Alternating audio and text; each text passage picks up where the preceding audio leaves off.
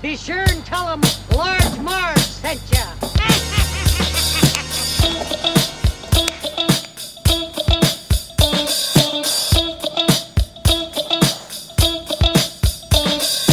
In the 90s, we were just teeny tykes. We went to movies and our bikes. We wanted to be DJs, but we were just teeny gals. So we went off to college and we remained as pals. 20 years later, we're still watching flicks and we're bringing you the feedback bit by bit. Sweetie and Sweetie are here to say it's the Large Marge sent us podcast.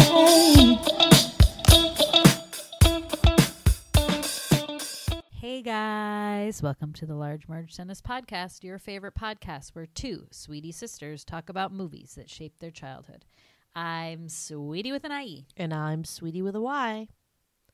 Hey guys, Hey. So it's been a long time, and we're not going to say that every time because someday we're going to podcast a little bit more regularly. Anyway, here's what's been going on. Ready? Back-to-back stomach bugs for me. How awesome is that? Well, I had a stomach bug in there too. So we all got Okay. I was traveling and then but Sweetie had the stomach bug and then I had the stomach bug and then Sweetie had a different stomach bug and it's been tough. It's been a time. So what even was the last one we did? Hey Dude. Hey, wow. dude. That seemed forever ago. So yeah, definitely just been a rough start to this 2023, man. I'm not feeling it, not feeling the love.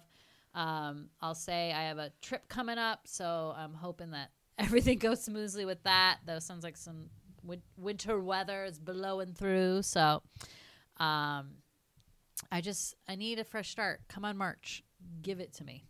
So yeah, my choice this time, and I felt like doing, a couple weeks ago, I was, as I've said many times now, have the Sirius radio, love the 80s on 8. It's my jam station.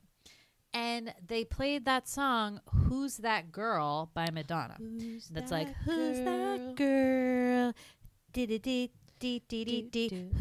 that girl? Good song, right? So that reminded me of this Madonna movie, Who's That Girl? Which I did love as a little girl, and it's like the Madonna phase where she's like platinum blonde, Marilyn Monroe hair, and it's like there's a tiger involved, some rich guy. I don't know. Sketchy in the details. Really wanted to do it, but then I thought, you know what? Maybe it's best if we do the other Madonna movie from the 80s that I also loved and seems like maybe a slightly better movie. So this week I went with Desperately Seeking Susan. So Desperately Seeking Susan from 1985. This movie is peak 80s. I will tell you. It is you could put this in a time capsule for aliens and say, hey, this movie represents the 1980s, the decade of decadence, I think is what they call it in some circles. So 80s, and I loved it. It's pretty kooky. It's a kooky flick, I'd say. Kooky City. My first memories of it was that our mom, Carol, loved this movie, and I don't know why. I've asked her a couple times, and she's ignored me, so I don't know why Did she liked at least it so say much. that it was true? She did love this movie? Because I don't remember that even. No. So, now we mostly talk to our mom. We have this family Marco Polo group. And if you don't know what Marco Polo is, it's these little video messages that you can leave for people. Almost like a group text, but it's like video messages. And we have a family one. And that's basically how we talk to Carol now. And so, people are chatting and you'll listen to one, but then you forget what people said. So then you might not respond to everything. And I think that's what was happening with Carol. And it hurt my feelings. But then I was like, I don't think she's remembering. Text her. I know. Weirdo. I never brought it up again because I think I literally said it twice. I'm we're doing Desperately Seeking Susan. Maybe it's Sweetie fiction. Maybe it wasn't her favorite movie. She probably saw it one time and was like, "Oh, that was so cool." No, I think she loved it. So I remember loving it too. And I loved Madonna as a little girl. So I was born in 83. This is right around the time Madonna came out a little bit before this, I think, 84 maybe, 85. She started getting very famous when this movie was being filmed.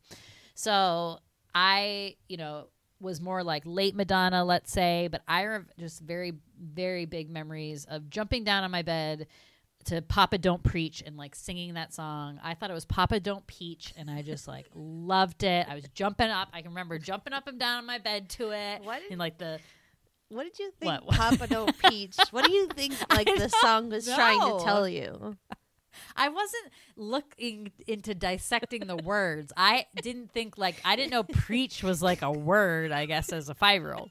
So anyways, good song. Love that song. So I was a huge Madonna fan, a little bit more later in the 80s. So I always like loved, especially these movies. And she's kind of like sassy bitch in like every movie that she's in.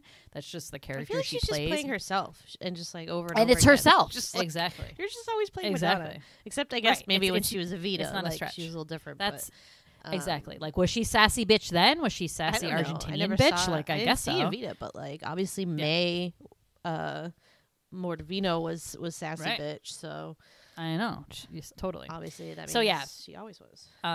Sweetie, have you ever seen this movie, or do you know? Yeah, I saw anything about it like a few years ago. At some point, I don't know. I just watched a bunch. When Netflix streaming first really started taking off, I think I just like took it up like when we were living in Brookline, and I was like, oh, I'm just gonna go in my room and watch movies. Like I think this was just like one that I watched because I was like, oh, I've never seen that.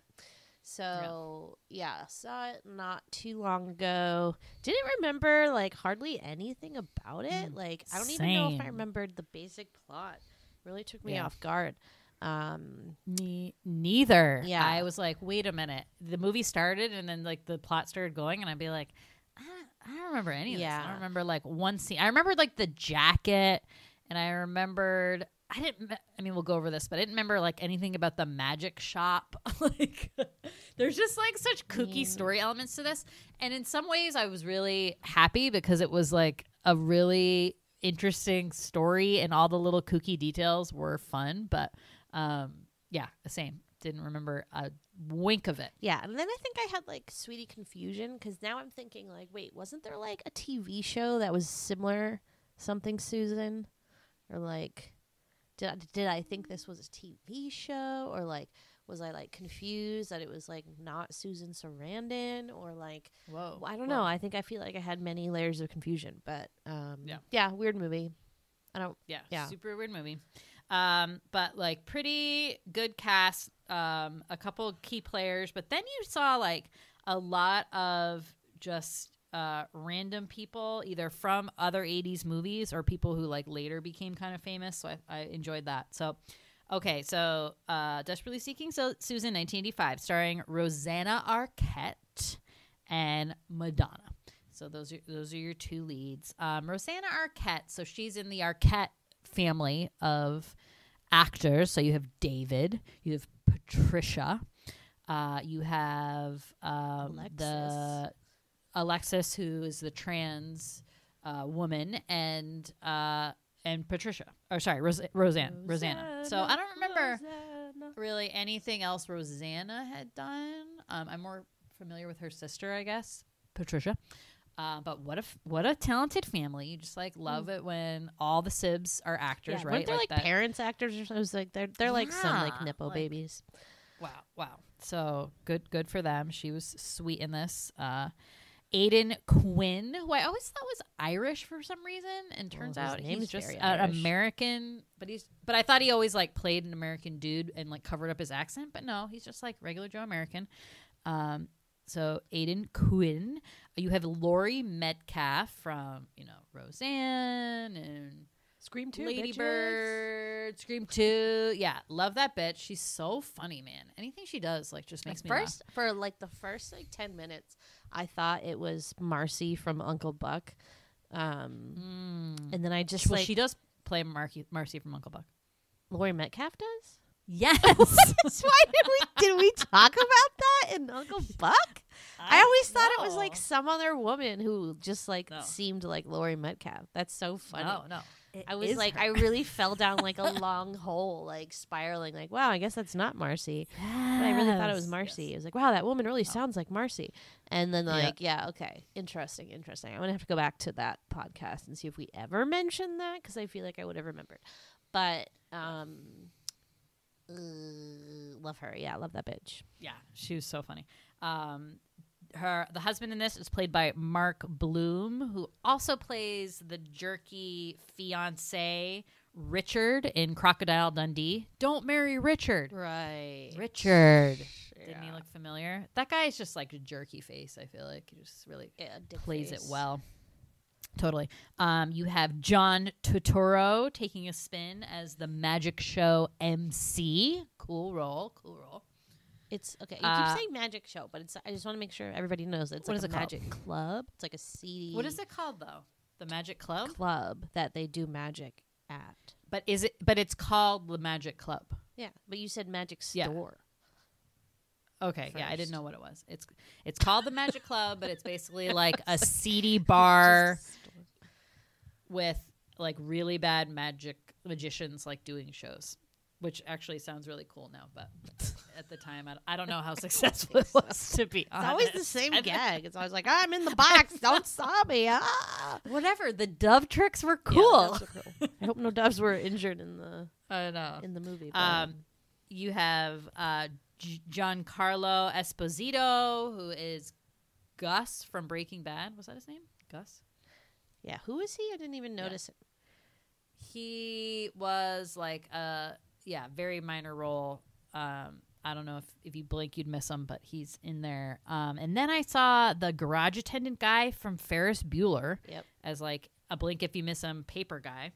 The drip from Ghostbusters / the raper in Thelma and Louise was Dez's ex-girlfriend's like new boyfriend or something when they come to take all the stuff out of the apartment. And I think and then you had one the hotel guy who is like 44.5 deposit for the sheets like burps in the thing through the grate in big sorry Hey Angel, get out of that bathroom. That guy. Now best role of his life. Still a creep. So like it's just so like creepy. Wow. But I mean, like it makes sense because did you notice it because he only had like one tooth? Is that how you're like it's that guy? Yeah. And I'm sure they all work with like the same casting like companies or whatever to like cast these movies. Totally. And so it makes sense that you see a lot of these like character actors from this time pop up. So familiar faces. I love it. I love the familiar face game. Remember we used to play that at the mall? That was so fun. Yeah, of course. Great game. We had this game at the mall. We'd be like bored with our mom. You know, she's like dragging us shop in all these stores, and we lived in Cape Cod, which is in Massachusetts, small place. We had one mall, and you'd always see people at the mall that you knew, right? So Sweetie and I would play this game called Familiar Faces, where like if you'd see somebody and you yell out their name first, you get a point, and that was pretty cool. Okay. I was wondering how we just determined if we both knew them. Yeah. We got the point. Yeah. So glad you clarified. Yeah. You'd be like Kim Kaplowitz, and if you said it first, like you get the point. If I said it first, you would. Did we have something where you get more points if you got like a wave or something, or is that a different game? There's no wave. Maybe you got like more points if like the other person didn't know them, but then couldn't you just like make up people? I don't know. Yeah, I don't know, but yeah, we played at the mall or Stop and Shop, so always a good time. It was always a good time. Anyways, glad we could bring it to this podcast. And then directed by a woman named Susan Seidelman. So cool woman director, does feel like very much like that. I did see like one gratuitous nipple, I think. So a little bit low on that stuff. But I think, interesting film for sure. Cool. Yeah. Cool. Yeah. So I don't know like how good we'll do at this synopsis, but Sweetie wants to take a try at it.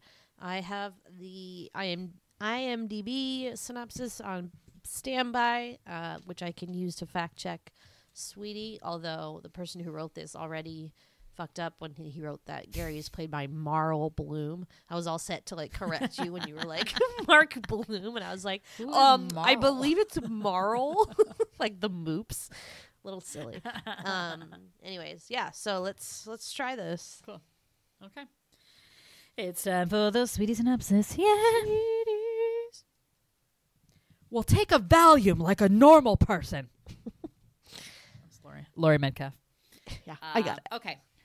Roberta Glass is a bored New Jersey housewife. Her husband is a jacuzzi salesman or hot tubs. He's Gary's Hot Tubs. Gary's Oasis is called. Gary's Oasis. That's it. Killing it with the names. I am. Oh, as in not killing it. It's like, wait. So she's super bored. She's obsessed with the personal ads. Now, for people who are a tad bit younger, you will not know that the personal ads were basically like the internet for pre-internet days. That's where you did dating. That's where you put, wanted. That's where you did your job search. Puppies for sale. Puppies for sale. That's where you got cars. If you wanted a new car, hey, let me look at the used cars in the newspaper. Great section. Also, you would leave messages for people who, okay, now granted there's answering machines, so you could leave your message on there. But the newspaper and the personal ads were a really good place to leave message for people in transit who maybe, don't have a home and are going from place to place. You didn't have a cell phone, no cell phones. You're not able to leave personal, messages for people on their phones. There's no email, you can't, even if you didn't have a home, you could email somebody and they'd get it, right? They didn't have that. So they had personal ads. Pretty cool. And personal ads were really fun because everyone could see them and people would leave these little secret messages and only the people who were supposed to receive the message would know, right? Because you're looking. So Roberta's obsessed with this. She sees this personal ads every now and then for this, and it's always titled Desperately Seeking Susan. And it always has a meeting spot and a day and a time. And it's always from this guy named Jim. So you're like, oh, it's Susan and Jim, and she's making up all these stories. She's this bored housewife. She has nothing to do, okay? This is her event for the day is getting her hair done in a terrible perm. But she theorizes that this is how they connect, as Susan's about the, wherever she's going about her business. And then he posts an ad whenever he wants to see her. But my question is this a national paper or because when are that that just that was my first confusion of what, how did this work again? I think it's just the New York one, and I think it's only when the Jim guy because he's a musician, right? So only when he comes back around to New York does he leave her a little message. Yeah. So comes to find out, Susan is this woman named Susan who lives a pretty glamorous life. So scene change, she's in this hotel room, rolling out of bed with some dude. They just spent the weekend in Atlantic City. There's poker chips everywhere. He's passed out in bed. She orders some room service, some tequila. She lives a wild life, you can already tell. She carries around this big hat box, or is it a drum kit? A thing for your drum, maybe? I don't know what it is. Have a drum? I thought it was a hat box. Okay, yeah. It's basically a giant hat box, which is a suitcase, and it has skulls on it, I think. And she dresses really funky. She has all these different necklaces and earrings and stuff on all the time. I mean, she looks like how Madonna looked in the 80s, okay? Lots of lace, lots of black, lots of leather. Yeah, just imagine 80s Madonna. So she rolls out of bed and you find out that's Susan. And she leaves the hotel room and goes through the guy who she just hooks up with, his his wallet and his pocket. And in his pocket is these really cool, funky earrings in it. And she's like, oh, these are right up my alley. So she takes them, leaves, and with a bunch of cash. How much do you think those earrings weigh? I wouldn't see those earrings and be like, yeah, 50-pound earrings a piece. Let's wear these. Would have ripped my earlobes off. Oh, my God. Yeah, she's got some strong lobes, to rock those. Oh, totally. So she's out of there, takes some money, and bye-bye to that guy. So Roberta, in her very boring life, decides that she, is going to go spy, basically, on this meetup that she saw in the personal ads. So it said, Desperately Seeking Susan, meet me at, I forget where it was, Battery Park or something in New York. She drives into the city and she's waiting there, just like waiting for this meetup. And she sees Susan meet up with this guy on like a ferry. The boats at Battery Park, I think, leave to go see the Statue of Liberty. So it's like one of those boats. And then they kiss and it's like all exciting. So she's like, ooh, like this is them. And she's like making up basically a fantasy about them and, in her head. And then from there is when she follows her, right?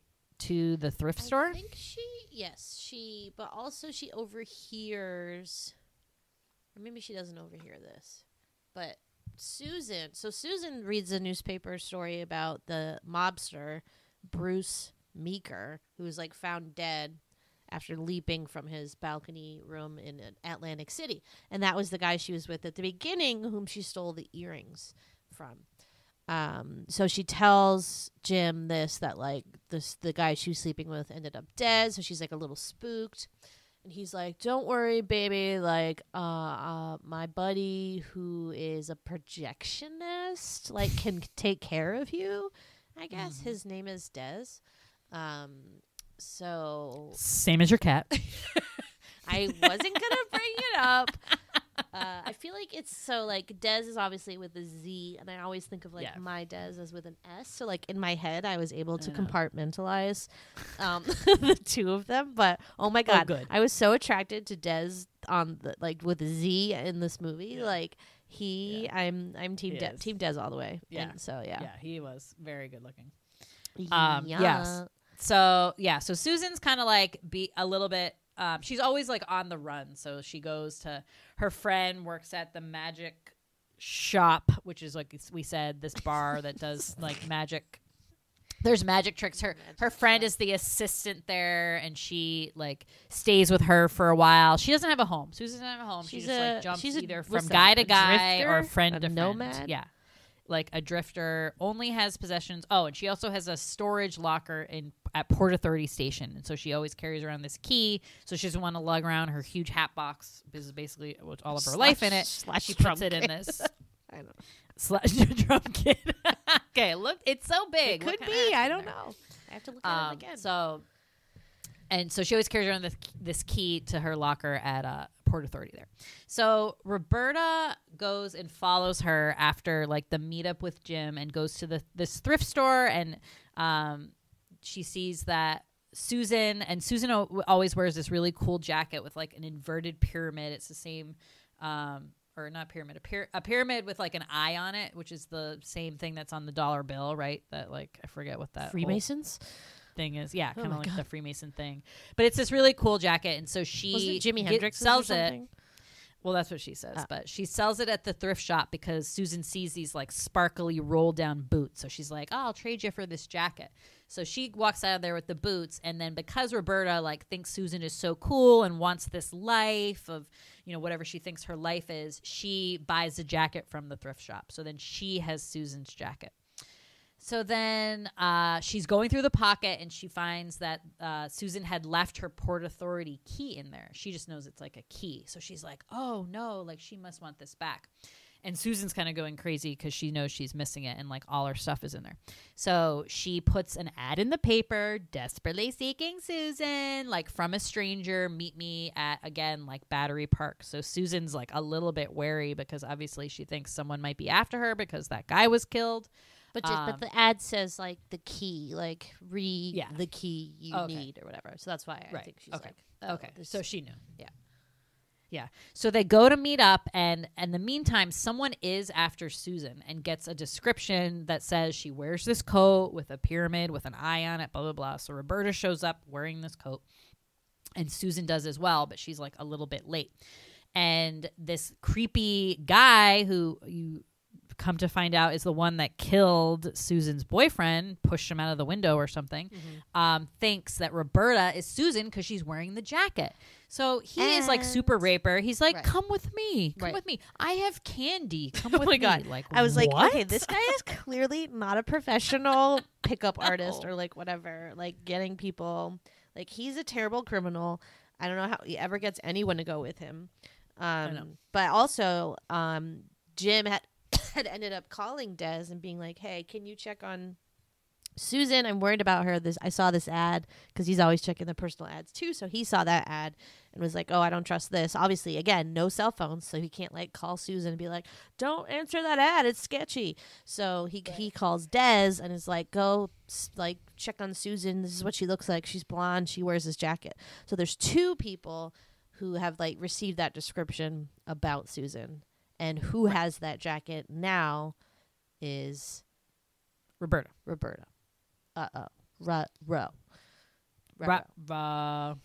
So the rapey guy is like, come with me, here's some candy, like we said, like totally weird. And she's like, get away from me. Meanwhile, Susan's like about to arrive, but she ran out of her cab without paying for it. So then the cops get involved and they drag her away.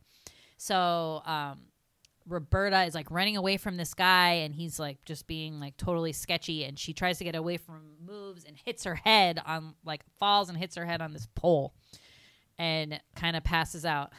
And just at that time, the Des guy is arriving in this like Chinese food scooter. Wait, I guess did that she he say she borrowed hit from her where head he yet? lives. Did she hit her head already? Yeah. She hits her head on a telephone pole or something. Right. And knocks her out and gets kind of like amnesia, sort of temporary amnesia. So the guy's like, Susan, you're Susan. And she's like, I am. So totally like doesn't know who she is, where she came from. Her purse goes flying. So all her ID and everything goes into like the water. And this Des is like, yeah, like I'm Des. Like Jim told me to take care of you. And so she's like, Jim, yeah. And like she just has no idea who she is. So she's just believing this guy that she's Susan. So she goes back with him to his apartment, and he lives above this Chinese food restaurant, and seems like a nice guy, but knows, I guess, never met the real Susan. So Jim is his friend, but has heard like a lot about her. So knows that she's like a pretty sketchy girl, seems to be like stealing things, doesn't have any money, like runs out of restaurants without paying, like all this kind of stuff. Definitely like not the greatest person. So he's like a little bit wary of her, but Roberta seems like so nice, and he's like, she doesn't know who she is, and he's like, I'll take care of you. Meanwhile, and then this is where I'm like, what happens next? Okay. So Susan, so she keeps like finding things in the jacket pocket. So like they found Jim's number, and he's like, see, you can trust me because my number's in your pocket, even though he could have just been like, that's my number. I don't know.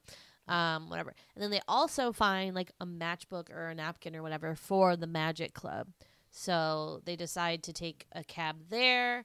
Oh, she finds a postcard for it in Susan's suitcase that she got from Potter. They found the key. Oh, right. They find the key and get the hat box or whatever out, and they find that postcard in there. So they go to the Magic Club, and as luck would have it, Crystal, who's Susan's like friend, had just quit the Magic Club because she was like not treated very well. And she's like, I don't need you. And they wouldn't let her perform with her glasses. It was like this big to-do. Apparently she's blind. Okay, so my question is, Crystal, why is Crystal like so old looking? Like, why? She's like a young woman, but like Madonna's age, but had this like white hair, this like white stringy hair, and then like she was basically blind and had these like Coke bottle glasses. And I was like, what is going on? To the point, like, I couldn't find that woman in the credit cast of credits. I'm like, wait, who was she? And I was like, is she dead? Like, what is this? Was she like a pretend character? I don't get it. Anyways, so the Magic Club needs a new magician's assistant. Susan, again, doesn't really know who she is. She's like, yeah, I'll work here. Why not? So inadvertently gets hired as the new magician's assistant. Meanwhile, her poor husband Gary obviously like doesn't know where she is. He's a loser. No, I know, he's a total drip. He and his sister Leslie are like frantically like trying to figure out like what do we do, like blah blah blah. So let's see. So then she starts working at the Magic Club and does like one night of it. And so she's like an assistant. They put her in these like funny like 1950s like big wig, yellow wig. There's all these like little dresses they have to wear. And the whole act is like this guy is like, she's holding a bird cage and he like hits it and a dove flies into it. So it's kind of like dove tricks and stuff. So anyway, the guy, John Turturro, who is the owner of this magic club, is like, okay, like you're hired. She does like one night of the show, but like you really need to practice. So she leaves the magic show like in her crazy getup and holding this bird cage with a bunch of doves in it and is like walking the streets of Manhattan, I guess to go back to Dez's place. I forget. And that creepy guy who tried to assault her, who is after the real Susan, finds her in the alley and again like tries to assault her and like drag her away. She's able to get away, but then hits her head again and then kind of wakes up and remembers who she is. But then unfortunately she gets picked up by the police because they think she's a prostitute and she goes to jail, right? Yes. And then, I mean, also at this time, Susan has made contact with Gary because Gary like remembered she had bought that coat. He saw like remembered the bag of like where that coat was from or whatever. Went to the thrift store, was like, I'm looking for the woman who bought this coat. And they give him Susan's info, right. Which I don't know why a thrift store has that and why they're just like giving it out. But, you know, this is the 80s. And so then Gary and Susan like meet up and she's like, I forget. Wait, is this? No, she hasn't been picked up as the prostitute yet. But like, but Susan believes that Roberta must be working with the guys trying to kill her or whatever, right? And Gary's like, no way, like Roberta wouldn't do that, blah blah blah blah blah. So then Gary and Susan go to the magic club. Well, they like are hanging out at like, again, like Susan needs a place to like stay, so she goes back home with him, not to like hook up with Gary or anything, but she wants to like eat their food, swim in the pool, whatever. And then she starts reading Roberta's journals and like puts it all together that she's like actually innocent. So she puts in an ad in the paper, right? That's like, hey stranger, like meet me at the magic club, like from Susan. So, and then at this point, Roberta knows who she is and that she's not Susan, but I think hasn't told Des this yet, and then has sex with Des, right? Like they hook up in his apartment because he bails her out of jail. And then Jim shows up. Yeah, and then Jim shows up and is like, and Des is like, oh man, and she's still there. Roberta's still there, and Jim's like, oh hey man, like I got something to tell you. Like I know she was your girl, but. And then there's like this like crazy scene where like Jim thinks that Des has slept with Susan, but Jim has slept with Roberta. But Roberta's like there listening to this, and at no point is she like, "Hey guys, like guess what? So I'm not who you think I am. Like I just got my memory back. Like why doesn't she tell anyone that like?" And she does try to tell Des like, "I'm a housewife from New Jersey," and he's like, "I don't believe you." So I guess she tried, but she just runs away basically. So they still don't realize that. They both they're both like mistaking the wrong person for Susan or whatever, Jim and Des, or they both think they mean different people. Okay, so then she goes back to Battery Park, sees another advertisement from Susan to her, asking her to meet at the Magic Club. I don't know if she's like, well, that's weird, that's where I work, or like if it's just like the place where everyone goes. I doubt it. So then Jim and Des see the message and decide also to go there, and then Gary and Leslie also show, and like basically everyone's at the Magic Club. Yeah, because they're with Susan, because Susan's been staying with them. She told them to like come with me, like we're gonna figure this out. Okay, I see. And then finally, like Jim sees the real Susan and points it out to Des, and she's like, "That's not Susan." And then they're like, "Well, who's my Susan?" And they're all confused. So then the bad guy like sees the Egyptian earring that Roberta's wearing, bum rushes the stage and like grabs her, and then there's like a scuffle, and then Susan comes through a hole and like hits him on the bad guy on the head and like knocks him out. No, you have it all reversed. There's no like scuffle on the stage, I don't think. So they like Susan is in the back hooking up with Jim. They're like having sex on a pinball machine, and then the creepy guy sees her and is like So the whole thing is the creepy guy is after Susan because she has these earrings. The earrings she stole from the guy in the beginning who she was staying with in Atlantic City are these Neferitti, like ancient Egyptian earrings that were stolen from a museum. So this guy just wants those earrings back. So he sees her with them. He drags Susan away, like punches Jim out, and then Susan is being like dragged all over this club. Meanwhile, Roberta is in the back and like I forgot what is happening with her. Is Gary like yelling at her or something? Yeah, I he's forgot. just like not listening and like being a he's not listening. Dipshit. And then Susan like comes through the window, is trying to get away from the guy, and Roberta like hits him over the head with a pot or something. Yeah. And saves her. So then this is when they finally meet. So it's like the two Susans, even though Roberta isn't like a Susan, but you know, she wanted to meet her forever. And she's like, hey, stranger, like, thanks. So then it just switches to, I guess, like further into the future. And Roberta is visiting Des at the movie house, and she like comes into the projection room, and they make out. So I guess you're supposed to infer that she left Gary the drip of a husband, and is going to lead this like fabulous like New York crazy life. And then Jim and Susan are in the movie like hanging out, making out, and so they're like a little couple now too. Yeah. And and then they returned the earrings and got money or something. Yeah, and they're like, heroes found the earrings. It's like, well, she stole them, so it's like kind of weird. But like whatever. Yeah, so that's the kooky plot. Obviously lots of twists and turns, lots of, very Shakespearean mistaken identity themes going on doubles. And I mean, my main takeaway is just like it's super 80s. Like that's all I have. Super like 80s. I think, and I tried to think of other movies like this, but it's that bored housewife movie, which like when I Googled it, I really couldn't find like anything too like concrete. But it just seems like that was a genre. Mm-hmm. You had these housewives who, even though like the 80s were part of like the working woman, and you had women in like shoulder pads and suits and like working girl, like all that, there was still like a lot of bored housewives who, were really craving like some kind of life outside of like what they had. Mm-hmm.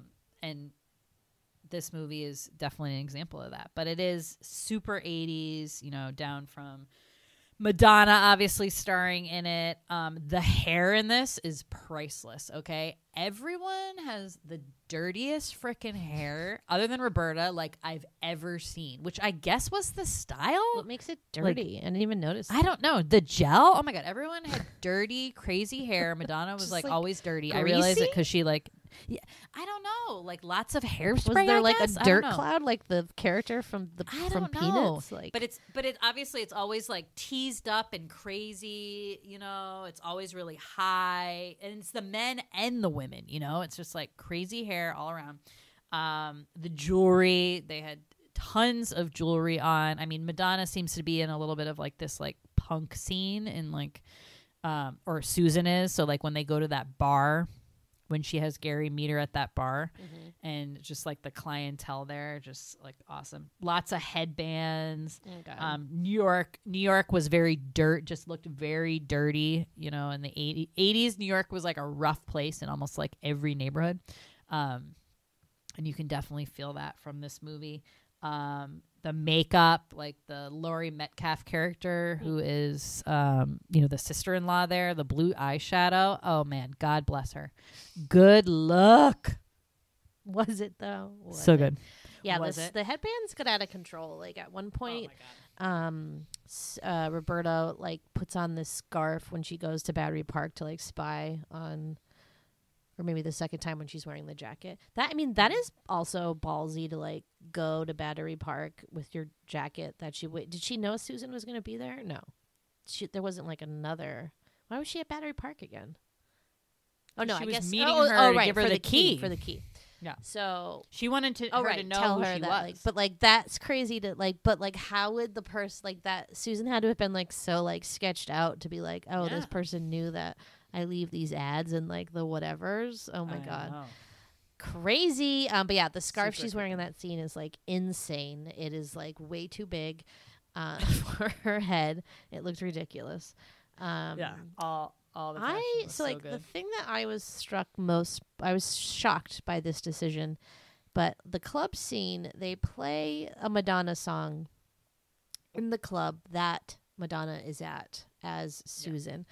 And wow, that was a choice because like that just like took me right out of the movie. And it was like, it's not even like Madonna. If Madonna was pretending to be somebody else, and, you know, and she was like not playing a character that was basically Madonna, maybe I would think a little bit differently about it. But because like it's Madonna, she looks like Madonna, she sounds like Madonna, she's acting like Madonna, and now there's this Madonna song playing over the club that they're dancing to. Like, too much, guys, too much. Yeah, it was too much. Though I do love that song. It's Get Into the Groove. Play it at the end. Play it like over the you don't play it in a scene that the character is in. Love to be. And she's like dancing just like Madonna dances. Yeah, I mean, I was thinking the other day, I think in every movie Madonna is in, her song is in in that movie. She always has a song, yeah, but never in a scene in the that credits. She's like actively in. Yeah, true. But I just find that so interesting. Well, it's that, like Will Smith for a while. Like whenever he was in a movie, he always had a song. You have to have your song. I know, but like, I mean, obviously Evita, like the one she's done since she's been older. I'm pretty sure even that they do.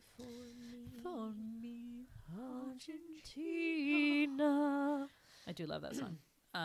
But yeah, Tab. I love how the Lori Metcalf character. They're ordering all the drinks at the Magic Club, and Madonna's drink is like triple sex on the beach or something like that. And I forgot what Gary's gets, and then the sister-in-law gets a Tab and rum, like rum and Coke, but like a Tab and rum. Yeah, Tab was such a thing. Spike her Tab with Drano. You know, it was all over the 80s. Tab with Drano. Because there wasn't Diet Coke then, or this was in addition to Diet Coke? I think it was an addition, I thought, but we can fact check it. Yeah. Yeah. So hot 80s movie.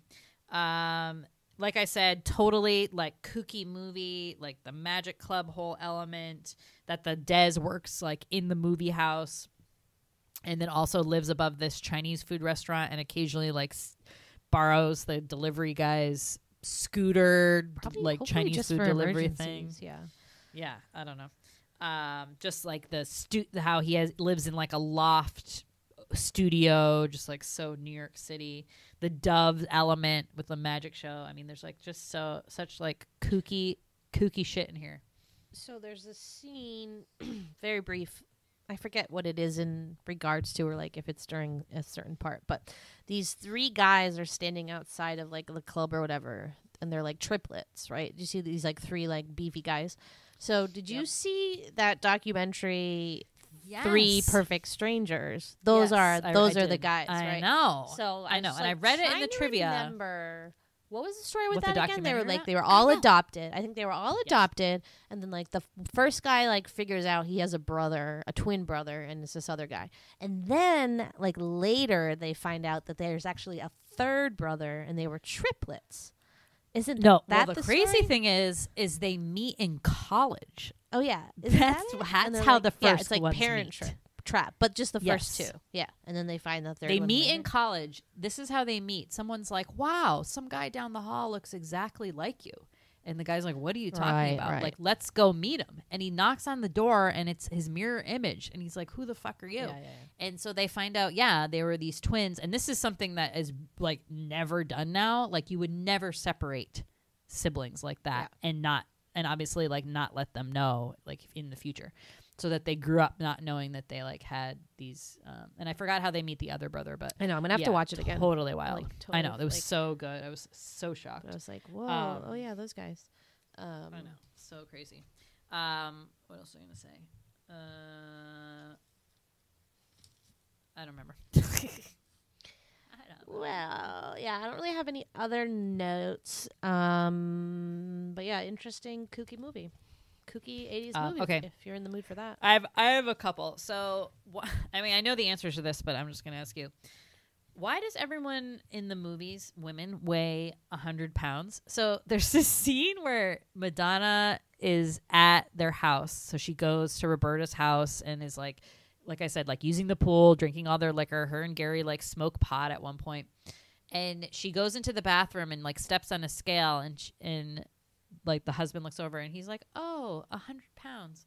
And she goes, how much does Roberta weigh? And he's like, oh yeah, 105 or something like that. Why does every woman weigh 100 pounds? That's bullshit. Did everyone really weigh 100 pounds? No, or it's just this toxic society we grew up in. Like, I it's know. really ridiculous. That's what I'm saying.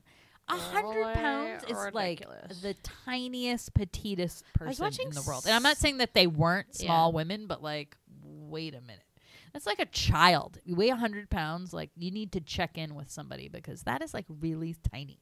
I was watching an episode of the X-Files, and there's like some monster was like chasing after like bigger boned women, and they were like, well, how much does she weigh? And they were like 140 pounds, and I was like, like what? Like, and this was like a big woman, and I was like, she does not weigh 140 pounds. Fuck you.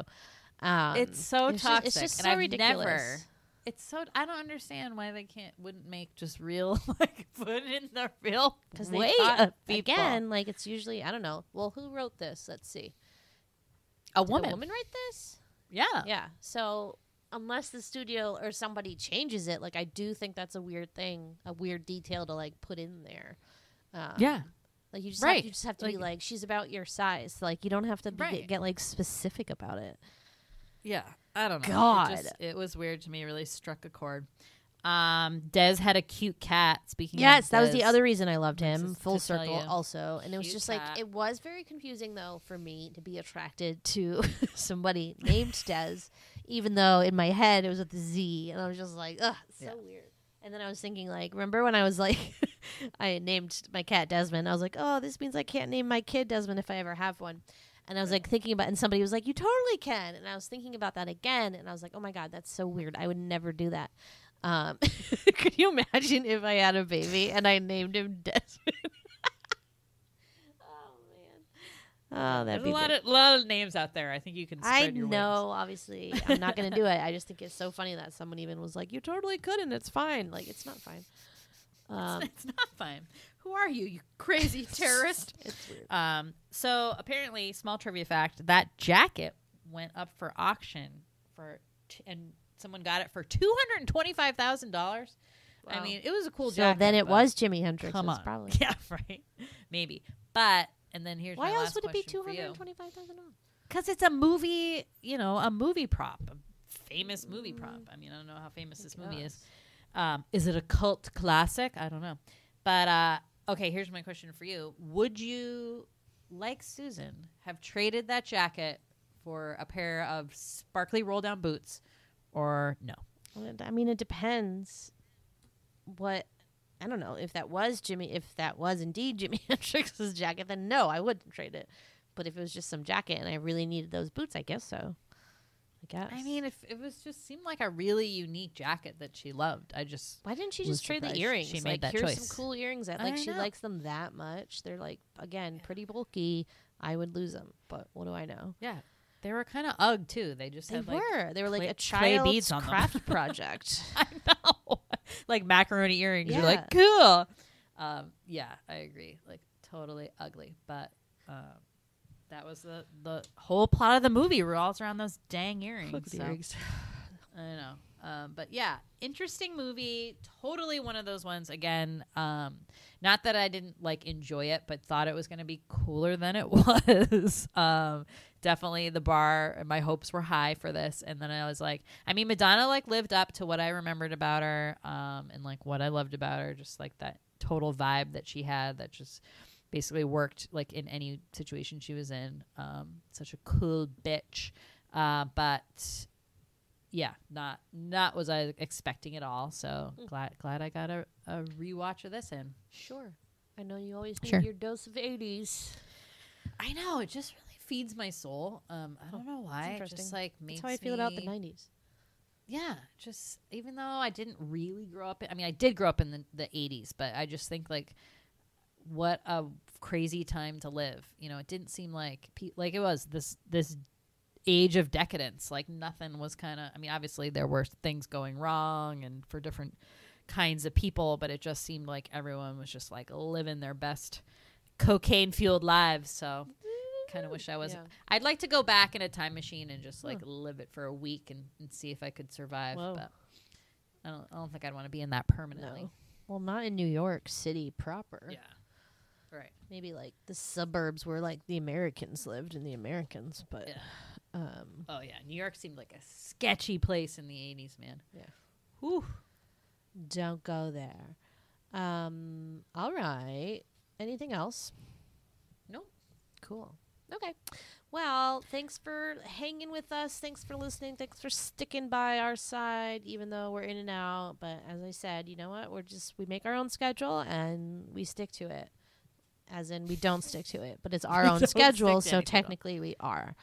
That's right. But whatever. Life is life. Come find us on Instagram at Large Marge Sent Us. Thank you, as always, for listening. Bye.